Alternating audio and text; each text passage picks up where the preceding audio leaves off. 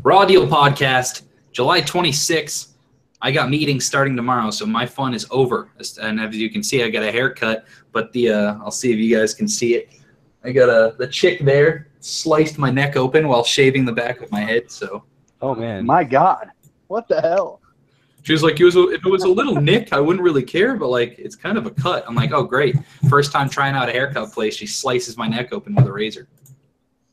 That's lovely. Always good, right? Yeah. But hey, Brady, just dab on them haters. No. All right. So, Smackdown Live happened. It's a solid show overall. Garrett, how'd you like it? I liked it. This definitely was better than the last month of SmackDown. I felt like this last month of SmackDown was just kind of weak, and it's because it led up to a weak pay-per-view. Like the entire time up to Battleground, we were like, oh, maybe these matches are gonna be way better than we're thinking, and then we were wrong. We were wrong. You know, they weren't. Although the ratings have been going up every week for the past month, so which is probably has something to do with people are like, wait, SmackDown's not the superior brand. What? No, I think it's because Ginger's awesome. So hey, can't hinder the gender. Can you guys hear that fan hitting this? No, subtly, right, cool. subtly, but not enough to be a thing. Not enough for me to care. Just trying to get my thing so you can actually see me. That's true. But should be. It actually It doesn't look too bad, man. I got it kind of like posted up on the TV here in a fucking little spot. Yeah, as long as it doesn't move. It's like the FPS on it is terrible, but the camera quality itself is fine. That's what I was saying to you guys. That nice. You can do it. It's fine. They're just the cameras have gotten good enough now. Yeah. Yeah. I'm just. So the real question is, Garrett, what the hell kind of webcam do you use that Charlie's got better video quality through a phone? This is a Gateway laptop. It's not that great. Someone needs an update. Yeah, Go to Walmart, bro. Logitech. Yeah, even my I'm getting a new camera on my laptop computer is soon. kinda weak. Oh, true. Anyway, we kicked off SmackDown Live with a promo from Kevin Owens coming out saying, you know, you won fair and square, blah, blah, blah. It really was to set up AJ Styles coming out telling him that he wants his rematch. And like right after AJ Styles comes down to the ring, we got the return of Chris Jericho. Huge surprise. What did you think of that, Charlie? Dude, I was blown away. I did not see that coming at all. I mean, I don't know if it was on dirt sheets or anything because I didn't see it all day. But from what I saw, everyone was surprised. Really nice, and you know, I'll take Jericho over Great Khali any day of the week. So I'm down with seeing Jericho instead of him because we didn't see Khali on this episode. This puts him right back in the U.S. title picture, and honestly, Jericho, Styles, and Owens, that's a power three, and I think that'll be the SummerSlam match like they did last night. Garrett, do you think Jericho's going to stick around? I think I heard a rumor like way back when he first left that he was going to leave and come back for a little bit and then leave again and be gone for a longer time and then be back. Or somewhere in here he's going to retire too. There was a lot of speculation because no one really knew that he was, you know, we all kind of speculated, but no one really knew that he was going to go and do this tour in the first place. If Fozzy doesn't tour again until October. So he'll probably be around for that length, but then he'll be gone again. He can definitely stick around for SummerSlam. Oh, here I was thinking that he was just going to come back for SmackDown. That should be it. I thought he's going to be. It's possible. We might not see him again. I don't think we're going to see Khali at all. He's added as a superstar on .com, so I'm hoping we don't see him. But who knows? They also added the Spirit Squad when they were here for a couple weeks. So yeah, that's true. And Spirit Squad wasn't really there. I guess they were, but you know. Yeah, the Headbangers. So basically, Chris Jericho he still has his rematch from way back when, and AJ Styles has his rematch because he just dropped the title at Battleground, and pretty much Shane McMahon came out and said, "Dude, Charlie, what are you doing?" Trying to fix myself. Your hair looked good, man. Now you look like a caveman. That's the plan, bro. So I just got that out of shower hair. I don't know. It feels really weird. You just got to not pull it. All right. Anyway, so Shane McMahon comes out, says that he wants to do a triple threat, and I think we're all thinking, all right, here we go. We're going to get the triple threat at SummerSlam, and he says, no, we're going to do the triple threat tonight. So the opening segment sets up the main event of the night, and it's a triple threat for the United States Championship between Kevin Owens, AJ Styles, and Chris Jericho, which I think that's a great way to make people stick around. And it's much easier to be like, I'll stick around for 2 hours than stick around for 3 hours if you're looking at, in comparison to Raw. So fresh out of that, Kevin Owens is all pissed off, and we have a backstage segment with Owens and then Styles and then Chris Jericho. We have backstage segments for them all, setting up the main event. So Shinsuke Nakamura versus Baron Corbin had kind of the match that it's like maybe they wanted this to be the match. On Battleground. I got that vibe. But I don't know why they went with kind of the screwy finish, but that's what they did at Battleground. But we had a legit match. We had someone go over clean here. Shinsuke Nakamura beats Baron Corbin clean with the Kinshasa. Solid match. Garrett, what'd you think? I thought this was like a good match. Not match of the night, but it was definitely a good match. And I agree 100% with that. That's 100% what it should have been at Battleground, and like 0% what we actually got. Like it was. Shinsuke actually got an opportunity to get his babyface offense, and Corbin got to do his heelish offense. And when you can get both of those things in one match, it usually means that if you go, that means you have to start over again. So you're going back and forth, and it gets really competitive. Right. And I don't know. It was kind of it was a breath of fresh air to get a decisive victory for one way or the other. Do you think they continue this into SummerSlam, Charlie, or do you think this is it? I think he's dead. I think Shinsuke's beaten Cena, so. Well, we'll talk about that a little later on in the night. Exactly. So I think that's proof that this feud's dead.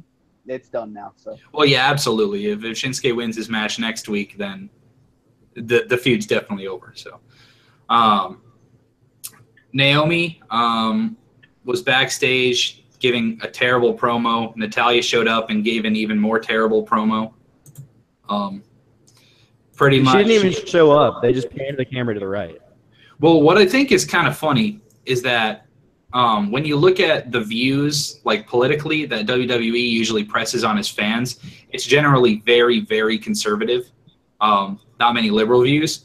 And then we have this where Naomi is the babyface, and she's preaching that Natalya needs to get over the past because Natalya was bitching pretty much about the legacy of the title and how Naomi's ruined the title by putting all of her light-up things on it. And Naomi, it's weird. You think it would be backwards, that the champion would care about, or the babyface would care about the lineage and all that, whereas the heel would be like, nah, we need to change it based on traditional views of WWE and Vince McMahon in general.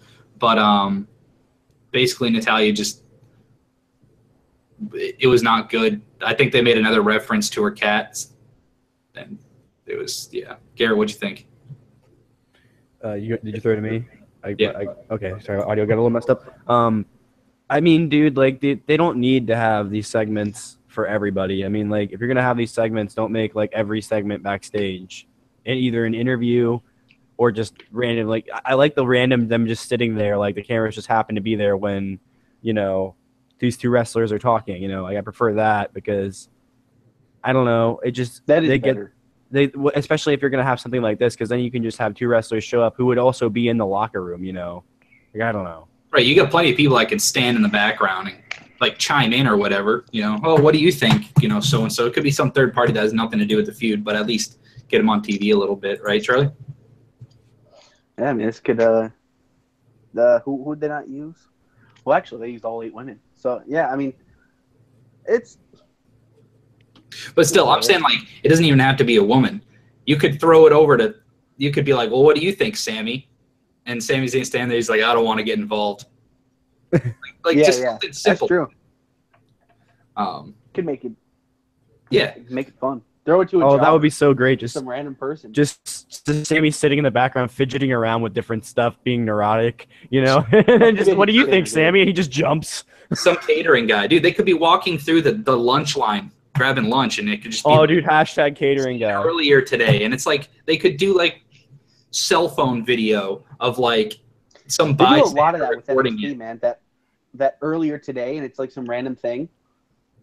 Yeah. I don't Like, know. cut it to the they earlier also just today, and started- Naomi and Natty standing in line getting lunch, and Natalya being like, "So, coming for that title, and I'm going to bring some prestige back to it." Naomi could be like, "I think it's fine the way it is," and then Natty could go into how she's a heart and she has a cat, and you know, the normal stuff she does. I know. Ugh. But instead of staring at the camera and being awkward about it, it could just be them sitting there, and then you know, Naomi hits her over the head with the pan.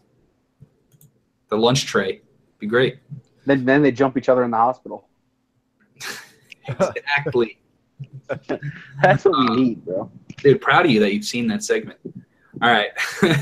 So the other women's segment that we had was Charlotte and Becky versus Tamina and Lana, which a lot of people thought we were going to get at the pay-per-view, but didn't. Charlotte ends up getting the pin on Lana, I believe.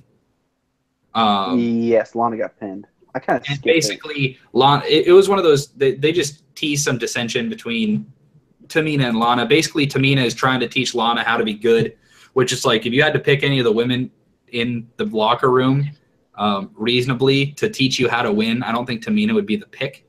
But, I don't know, man. Basically, Tamina was trying to coach her up, and Lana ended up tagging herself in, which got her pinned and gave him the loss. So Tamina's kind of scolding her like a puppy. What do you think, Charlie?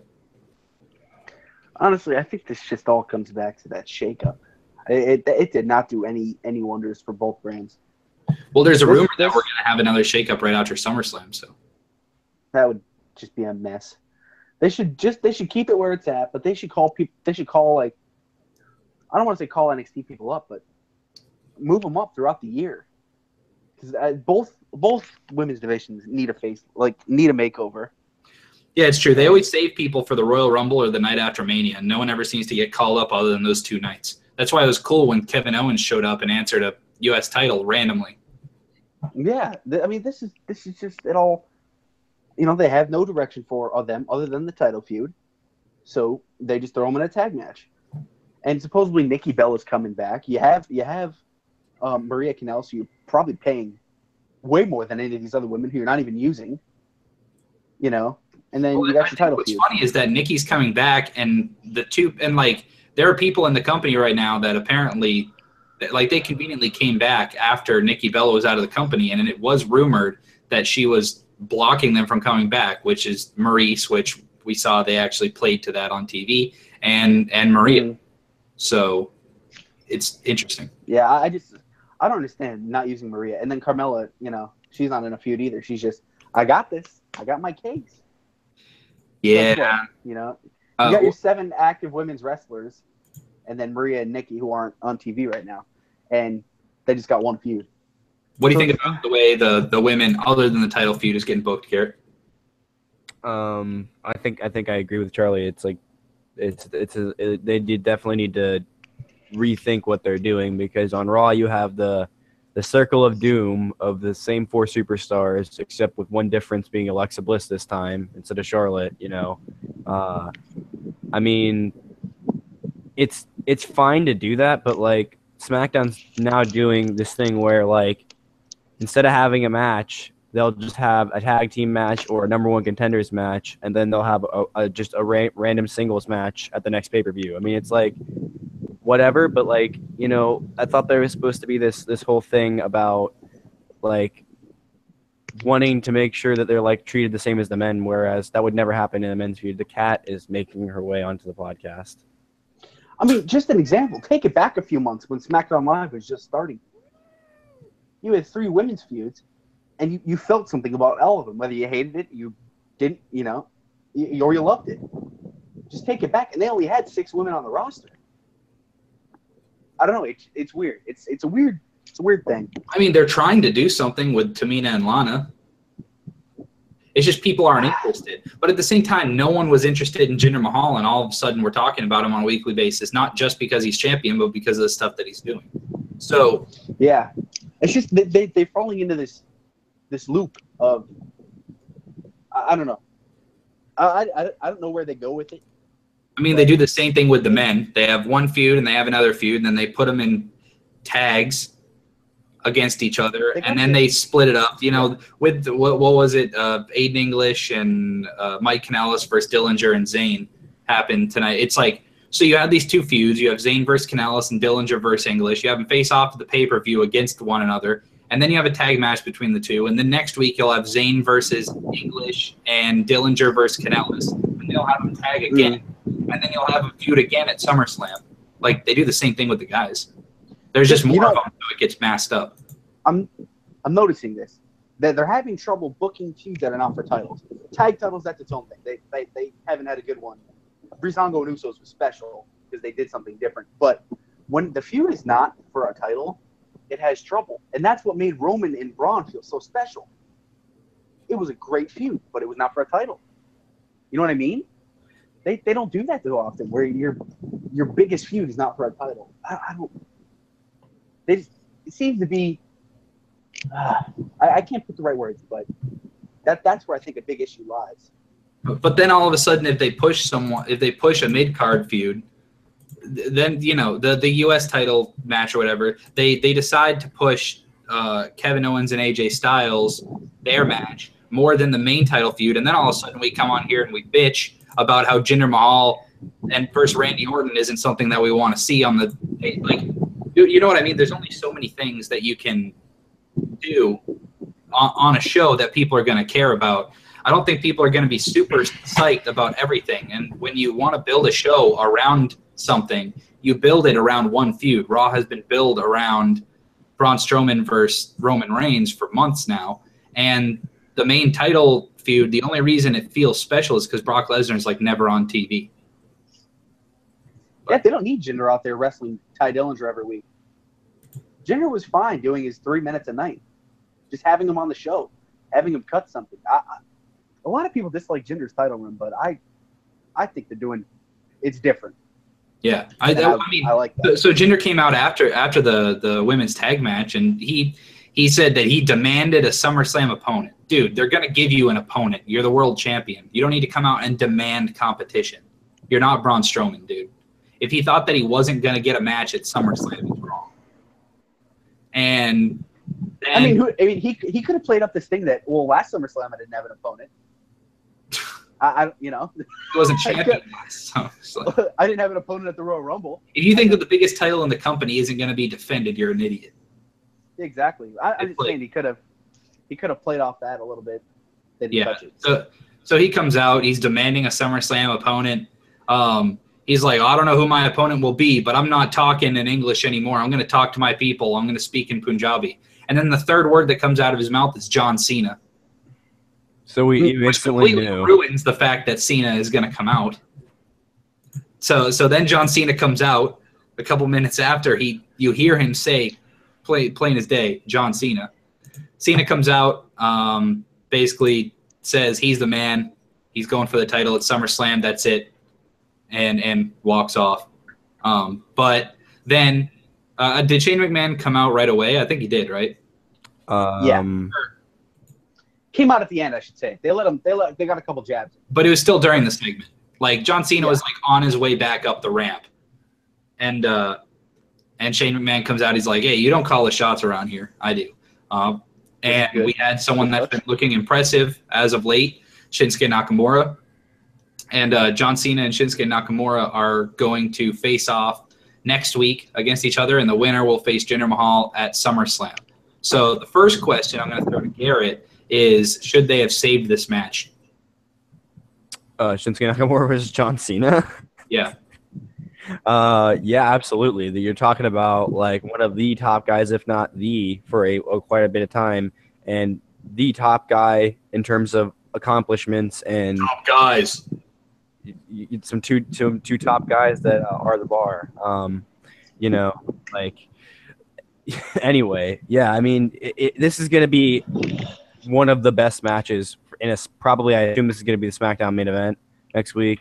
Oh yeah, and it's going to be a blowout, all put it all on the table type of match. And I think Nakamura is going to destroy Cena. Like, actually, and John Cena may have to be carted out because John Cena likes to take big, ridiculous bumps, and he always likes to also play off his opponent. So if he plays off the strong style, I don't know how good that's going to be for John. Hold on, what was my other question? Charlie, what happens with the loser of this match? If Garrett's right and someone gets carted off, then obviously they're not going to have a feud for a little while. But what happens to the loser if no one interrupts this match? Then what happens to the loser of this match? If no one interrupts, the loser would then probably be whoever would, they'd probably just be left in the dust, not be on the pay-per-view. Or, in Cena's case, probably go back to Rusev. Nakamura, I don't know what the hell he'd do. He might go back to Corbin. But if anyone saw the SummerSlam poster, they noticed it's all championship feuds on there. Except for this one, which it shows Jinder, Cena, and Nakamura. I think it's probably going to be a triple threat. How they get there, I don't know yet. SmackDown's at least had pretty different stuff when it comes to booking these things. They might, it could be something as simple as Corbin breaks it up or Jinder breaks it up. But, I think it's convenient. They show all title matches, and then you see all three of them. So, could be leaking their own stuff. I really hope that if the match ends that's a draw or whatever, I hope that they do both of them hit a finisher or something. Both of them are so dead that they're both down for the 10 count and it ends in that, or a double count out or something like that. I hope it's not that Corbin comes down and ruins the match or whatever, because I hate they're already going to give it time. This match will probably kick off next week at 9:30. Yeah, it'll hit that. They're going to give it a lot of time, and then if someone comes down and ruins it in the last 2 minutes, I'll be kind of pissed because they're not saving the match. But Singh brothers. Yeah, exactly. But I do have to agree, or I have to disagree with your point, Garrett. I think back in the days of pay-per-view, this is something that they would have wanted to save for the pay-per-view. But there are more people on. I mean, I don't have any facts to back this up, but I can almost guarantee there are more people watching Smackdown on a weekly basis than there are people watching a pay-per-view, or at least pretty close, because USA, that's a huge market for them. And the stuff not being pay-per-view, why bother saving when you already have a large viewership on Smackdown? Fair enough. So it's a big match. You can't deny that. But I think it's a different age, like you said, and why not? Who comes out first, Garrett? Cena. I agree. Charlie? Cena will want to put him over. Yeah, God. Yeah, I think Cena comes out first, too. I think this might have been a case, honestly, because Cena has been alluding to the fact that he might be done wrestling pretty soon. If him and Nikki do eventually decide to get a kid, even though Cena's been pretty adamant that he doesn't want a kid. If they do decide to do it, I think Cena would be the type of guy to just be like, all right, I'm not wrestling at all. If I'm having a kid, I'm done. So yeah, this might be his last WrestleMania, man. I think we might be that close. Yeah, it could happen. I think he wants to retire before too much damage is done to his body. And if he could retire right now and come back in 2 WrestleManias and have a quick match, just like The Rock did. The Rock went to Hollywood. He saved his body. Now he could come back and put on a match if he wanted to. He's not going to do it. So, Sami Zayn, Ty Dillinger faced Aiden English and Mike Kanellis, as we talked about earlier. I think it was Zayn got the pin on English. I want to say that's right, but it could have been Kanellis too. Yeah, I think he got the pin on English. There were a lot of frequent tags in this match. They were really back and forth. I thought both teams worked really well together. I thought it was a fine tag team match. It wasn't anything spectacular, but Mike Bennett proved himself in the ring last night, dude. I mean, he kept up. Mike Bennett is. What's funny is his Twitter handle's at Mike Bennett or whatever, and WWE still uses that when they tweet. It's kind of funny. That's pretty funny. What's his actual name? I don't know. Let me see. I can see both of these honestly as tag teams, like those fun thrown together tag teams. Yeah. If you go look through like a tag team championship record book, there are so many thrown together tag teams that hold it for a couple weeks. Yeah, his real name's Michael Bennett, so. Yeah. See. So they could have used Michael Bennett if they wanted. I think that the whole Power of Love thing is it's the gimmick. Well, that was probably his choice. He was probably like, well, I'll just be Mike Kanellis then because, you know. Did you realize they've been married for 3 years? Yeah, they've been together for a while. I thought they were TNA's power couple before TNA took a deep dive. Yeah, exactly. So Aiden English sang before the beginning. I already gave my grades. I gave it a 5 out of 8 on the vocals and a 2 of 8 because he broke character on the characterization. So overall, 3.5 out of 8 for the week. The maestro of mayhem. He rhymed Dove with Power of Love, so that was good. Quality lyrics. No more Huey Lewis references this week. Made me kind of sad. But, yeah, so the faces go over. So next week the heels will go over. They'll probably redo the match. The heels will go over. And then, like I said, Zayn will face English and Dillinger will face Kanellis, and then they'll replay the feuds at SummerSlam, and no one will care about them. So, all right. You know what I wanted to do with this? You had 5 out of 8 on the singing, 2 out of 8 on characterization, 3.5 out of 8 final score. I remember, bro. That was good. All right. What'd you say, Charlie? I don't know. I just I wanted to take a crazy direction with this. Just think out of the box. Do something fun. So I'm hoping it's not just our generic formula that they've given that we've. Raj always like to say the generic formula that we've gotten accustomed to. Yep. Something from Wrestling Geek always says, but I hope they take it out of the box route, like we've seen with the Fashion Files the past couple months. I mean, those are fun. It's out of the box. That's true. Which we did not get a Fashion Files tonight, but that's okay. Keeping it off TV for a week is pretty good. It almost helps it. Oh, absolutely. So New Day came out. Did they say it was going to be a celebration? I think it was just like it was mentioned in the after. Oh, okay. So, yeah, New Day was coming out to celebrate their title win, and Big E, you could hear him get jumped. It was pretty funny. The audience that was live there had no idea that, like, what was going on. They just wanted to say the thing that Big E always says, and they kept going, and Big E, all you heard was, that's all you hear. It's like, okay.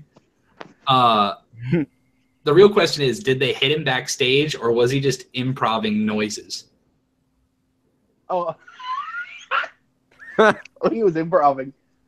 You think they're like banging on the table? That was probably pretty good. I want to see what that looked like. So Usos jump the New Day, smash Kofi into the board. Looked pretty good. Then How disappointed was this crowd when they heard Big E, but they didn't get to see him at all? No, Big E came out. He tried to make the save. Oh yeah, you're right. Never mind. But that was the thought until he did come out. It was like what? It's like what? Okay. Big E got a free night other than sitting backstage and yelling into the mic for a second. Yeah. Really funny.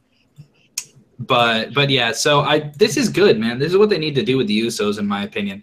Like, they need to stop being the cowardly heels, and they just came out and kind of kicked the New Day's ass and left. Are you down with it, Charlie? Yeah. I don't know. When New Day won the title, I was on Monday's show. I was skeptical about them. We were talking about that. Just not. I don't know. They just had it for so long,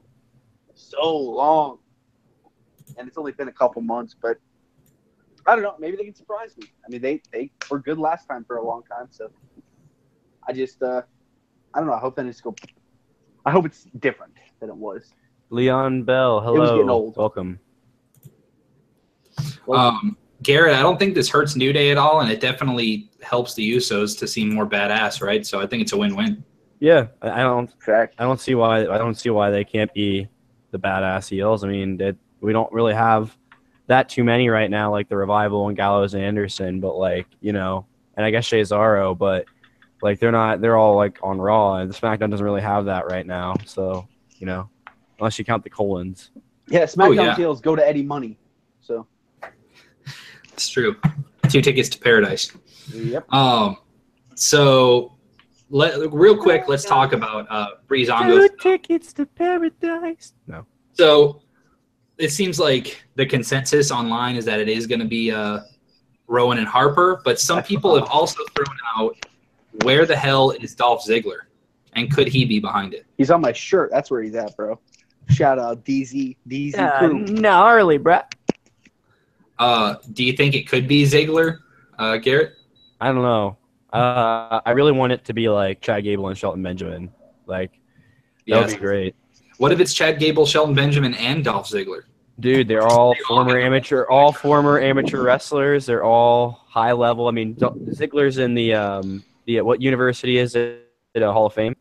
Kent State Hall of Fame. Oh yeah, it's here in Ohio. I'm pretty sure. Yeah, so is Julian Edelman, and he sucks. So wow. Dude, you know what I want it to be? I want it to be Dolph Ziggler took some fucking cruiserweight under his wing. And they're beating the hell out of Which people. cruiserweight though? Oh, we already said it last time, bro. It's Gulak and Dolph Ziggler takes Tony Nese under his wing. There it is, Tony Nese and Drew Gulak, and have Dolph Ziggler with them as his tag. That'd be great. Oh, What belt do you have down if Ziggler it's go Ziggler, after though? man. It's gonna be like Ziggler and Rowan if it's Ziggler. Ziggler and Sin Cara. Oh well. What was bringing that up was Luke Harper was sitting at there was a tweet that went out and it got deleted now, but there was a tweet that went out and it was a short video of Luke Harper sitting at a table with a mask on, with his Wyatt mask on, and then like across the table from him was a guy in a mask, but he had blonde hair.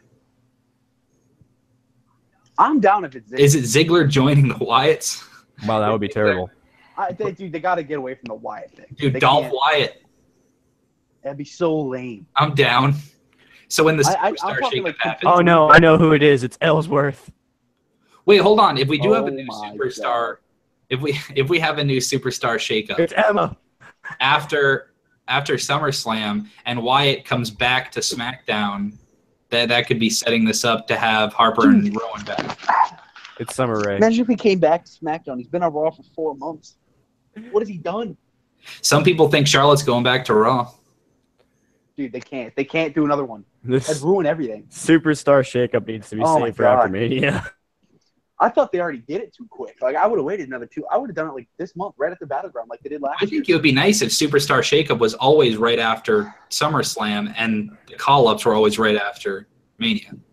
Wouldn't that be, dude? That would have been. That's why they might do it, honestly. If everyone knows the night after SummerSlam is always the shakeup and the night after Mania is always the call-ups. Well, they better only change like one team, 1 male, 1 women. That's it. Don't fuck. Because you already know it's gonna feel like old Raw is on SmackDown because they're not gonna change people back. Yeah. There's something else I wanted to talk about. I can't remember though. Maybe I'll think of it while we're talking about the main event. So we had the main event, as I alluded to at the beginning, between Kevin Owens, Chris Jericho, and AJ Styles for the United States Championship. Charlie, did you just say what was it? I couldn't think of it. I was thinking it had something to do with Jinder and Orton, and I'm like, what the hell was it? So Kevin Owens is the current champion going into the match, and AJ Styles ends up walking out with it. It was a clean match.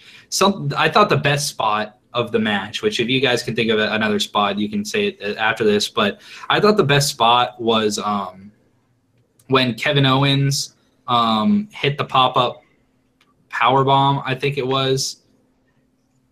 And then like Jericho came in to steal the pin. Like he threw Owens off and then went to go steal the pin, and then Jericho kicked out at 2. I thought that was really good because you always see it a lot in triple threats where someone hits their finisher, someone else slides in the ring, tries to steal the pin, and then they get the pin. It was nice how they did that all the way up until the pin, and then there was a kick out at 2. But that was something cool. else memorable from you, Charlie. I don't know. I can't pick out a specific moment. I remember thinking one of Jericho's code breakers looked really fucking clean. Oh, on But Styles. I just remember when it happened. I was like, damn. Yeah. Like, Jericho had a really good near fall where he had Owens in the walls of Jericho and then looked behind him and got out of the walls. Oh, yeah. we saw Styles come sliding into the ring to try to break it up, and then Jericho turned around and hit Styles with a code breaker. Everyone thought that was going to be it, and Styles kicked out at 2. That was a big one. There was also a really good sequence. What was your favorite part, Garrett? Probably that sequence you were referencing, because there was a lot of like big moves right after another, but it wasn't the typical just everyone hits their finisher. They were like bigger moves that weren't finishers, and I love that, especially when you've got 3 talented guys, in the ring like you got, veterans of the ring that know like how to do like every move ever. So like literally between the 3 of those guys, I'm sure Jericho was 1,000 submission moves. The man of 1,001 holds. Yep, that was great. That was probably the best Jericho before the Jericho we have now, Oh, agreed. When he first came to use Lionheart, when he first got called up, yeah. Yeah. But, yeah, the match is solid, and Styles is the champion, which is funny because it's been kind of confirmed through sources that that the plan going into Battleground was for Styles to walk out with the title. And then they changed it either day of or mid-match, and Owens won the title. And then they put it back on Styles on SmackDown. So a little weird, but I don't always trust Wrestling Observer, but they're right. Yeah. And I don't know. I'm fine with the title ping-ponging a little bit. And one thing I thought was interesting was that Styles in an interview said that the U.S. title is the worker title. It's the title that all the guys in the back want. They don't even want the WWE title. They want the U.S. title, which is a little interesting. I don't know about that. That seems a little far-fetched. Kalisto and Alberto Del Rio. I don't know how much that's the workers' belt. No, he's saying that's what people want now because opportunities get like handed, kind of a backhanded comment towards Jinder, even though everyone loves Jinder in the back. But I thought that was interesting that the U.S. title is kind of being seen as the workers' belt right now. So. Something I also noticed when Jericho won that belt for the second love Jericho. Me too. I'm sorry, awesome. I wasn't paying attention. Whoops. When Jericho won that belt for the second time, he had it for 2 days, and Kevin Owens just had it for 2 days. That's why I thought Jericho was going to win it. I didn't even think Styles was winning. I thought Jericho was winning it right back to get that 2 days back from Kevin Owens. Yeah. In my mind. So I was shocked. So Charlie, you think that the main title is going to be a triple threat? Do you think this is going to be a triple threat too? You think they're running it with all 3 of them? I don't see why not. Jeez. The only thing that's made me think that is that SummerSlam poster. They've done shit like that before. They accidentally give it away. And I think this is one of those scenarios. But hey, if they got 2 triple threats, I'm down with these 3, and I'm down with the other 3. I think that'll definitely be a proving ground for Jinder. And you don't want I don't think you're not going to get sick of Styles and Owens, but when they do it every single pay-per-view, it could get a little annoying, kind of deal. So add Jericho in, spice it up a little bit. So kind of like Jericho and Rollins in that way. Not Jericho and Rollins, Owens and Rollins that way, that because they put on good enough matches, that doesn't really matter. Yeah, they let that shit go way too long, and then they went right into Roman. That went way too long. You can't do that again. Speaking of Seth Rollins, I remember what I was going to say now. There have been rumors, Garrett, because we have no idea who's going to face Cesaro and Sheamus right now. What are the odds that on Raw Monday night we get a non-title match between Ambrose and Rollins against Cesaro, and Rollins and Ambrose end up going over, setting up a title match for SummerSlam? What was the question? I just heard the. Are Rollins and Ambrose? What are the odds on Monday we get a match between Rollins and Ambrose against Cesaro in a non-title match, and the faces go over, setting up a SummerSlam match? I don't know if it'll be this Monday. It could be next Monday, and I think because they're gonna try and maybe milk that Dean doesn't quite trust him yet. Maybe they'll have another tag match. Finally, at the end, like he does the fist bump or something, or you could have them beat them and then be like in the ring for a title shot and then have them do it. But I just think if you want to stretch out another week and maybe have them get the match then because they're able to work together, that would probably be better for me personally. But that's just my opinion. That's true. They could have them lose because they're like so close, but they just don't have the chemistry yet. I think that would freshen up both Rollins and Ambrose so much. Oh, agreed. And it makes the tag scene seem so much bigger.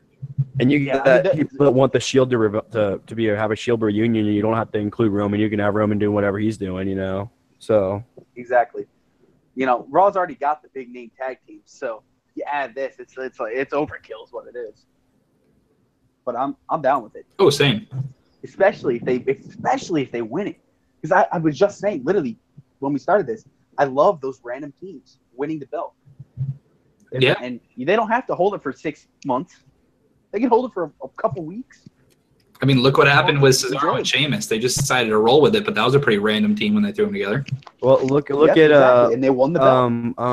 SmackDown. Now they're on Raw. Slater and Rhino. Yep. Yeah, I love. If you guys are in the chat watching, let us know what you think about the possibility of the Shield being a tag team in the Raw tag team division. Yeah. Really quick recap, Charlie. I know you watched 205 Live last night. What happened? Well, I'll be honest. It started with Akira Tozawa and Arya Daivari, and I kind of turned it off. Oh. I don't know. I looks that bad. I was watching it a little bit, and then, well, no, Brian Kendrick came out and like made fun of Jack Gallagher, calling him a clown. It was kind of lame. Do they have purple ropes on 205 Live, or did they take those off? Yes, yeah, purple. Yeah. 205 Oh yeah, Live, I could have told you that. Yeah, they still have the purple ropes. Keep it true to that. Keep them red on Raw. I think it helps the Raw stuff too for them. So, you know, they're really pushing this. They got some cool angles going though. The whole Drew Gulak, no fly zone, that could work. Gulak had more charisma, but he doesn't. Or it was a better wrestler, but But you know that could work. But you know, it's trying. They're trying. I can give them credit for trying. I'll give 205 about 2 months before they cut it. So yeah, I dude, if they cut Talking Smack, for a long time. If they cut Talking Smack, which had good episodes every so often, you know, like, and had some really good episodes at the start, then they can cut. They'll cut 205 Live eventually. Oh, absolutely. I think it's sticking around much longer than we think it will be. I mean, I don't know what they can do, but they can definitely start adding people to it that aren't permanent people, like Enzo, like Hideo. They're not the biggest names in the world, but it's something. Someone likes Enzo. Some people love Hideo. Or like we were talking about last night or Monday night, do some multi-man matches. Hey, what's up, Jace? Welcome. Welcome, Jace. Although we're about to wrap it up, so if you want to watch it, you'll have to scroll back at this point, start watching from the beginning. But yeah, Big Brother kicks off in about 19 minutes. So, and I need to get some sleep because, like I said, I got meetings all day tomorrow and the next day, and then I'm going camping, and I got a full weekend. What are you doing this weekend, Garrett? Sleeping because school has been rough for first week. It's always rough, man, especially with sleep schedules. It's the grind. Charlie, what are you doing this weekend? Heading back home? Yep, got some good old work. There you go. Saturday and Sunday, the fun stuff. We're in adult lives, man. So, anyway, that'll do for this episode. Make sure you guys like and subscribe and click the little bell so you know when we go live. If you're into Big Brother, catch us tomorrow night. I don't know if Charlie wants to get on the night, but who knows? We'll see you soon. So, see you later.